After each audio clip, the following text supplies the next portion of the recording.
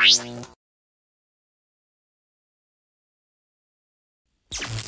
right, so let's start if you could tell us who you are and the name of your company. Sure. My name is Armen Bakirtzian. I'm the co-founder and CEO of Avenir Medical, a resident company in the Accelerator Center. Okay, so tell us about Avenir. What we do is we help orthopedic surgeons perform hip replacement surgery better.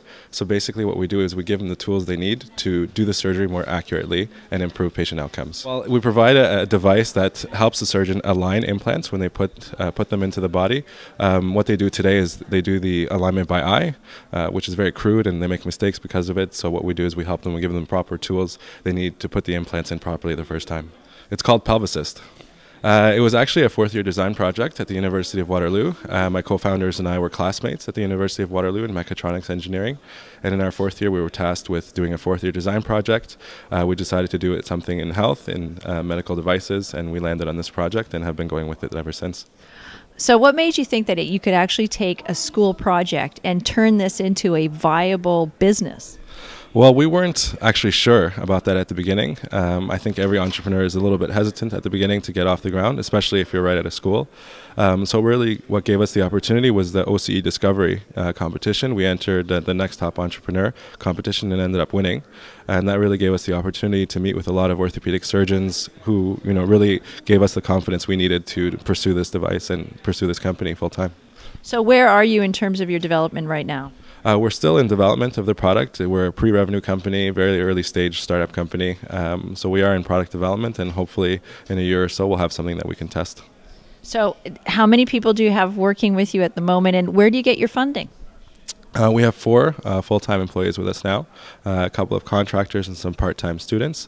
The funding we've gotten is from a variety of sources. The first one actually was from CYBF, the Canadian Youth Business Foundation, and from a bunch of other sources. We have some angel funding now, which we closed recently, so a variety of sources. So tell me, a lot of people would say this is really scary. I mean, do you ever wake up in the morning thinking, what am I doing? We felt that at the beginning. What did you feel? We felt scared at the beginning, I'm not going to lie. Entering a startup company is something that is scary. We did definitely feel that at the beginning, but really over time when we kind of validated our idea with different parties, being accepted into the Accelerator Center really gave us the confidence we needed to kind of sleep easy at night. But at the end of the day, it's always stressful and hectic to be an entrepreneur, but we love every second of it. What's the hardest thing you do? The hardest thing I do is probably finding money. That's my job, is to find money for the company. A medical device company needs a lot of money to be viable.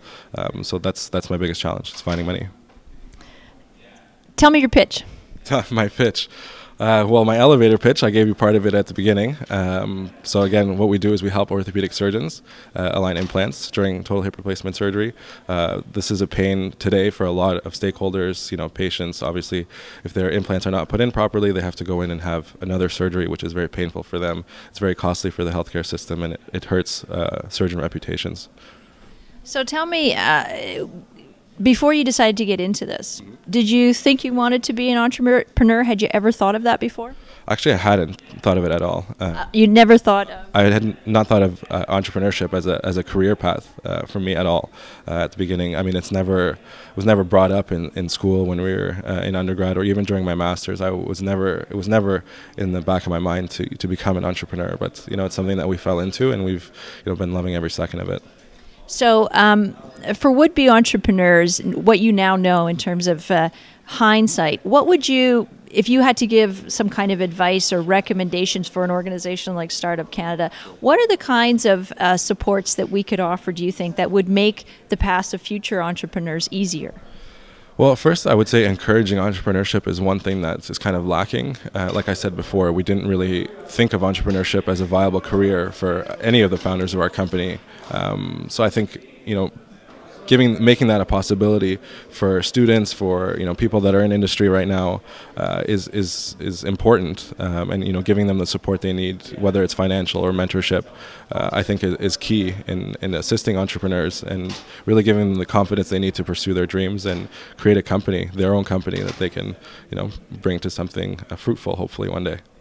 If you had the choice between getting a good job at a big company, established blue chip company, or continuing to do what you do, what would you do? I would definitely remain an entrepreneur. Being your own boss is fantastic. I would never choose to work for a big corporate over a startup any day of the week. Thank you very much. Thank you very much.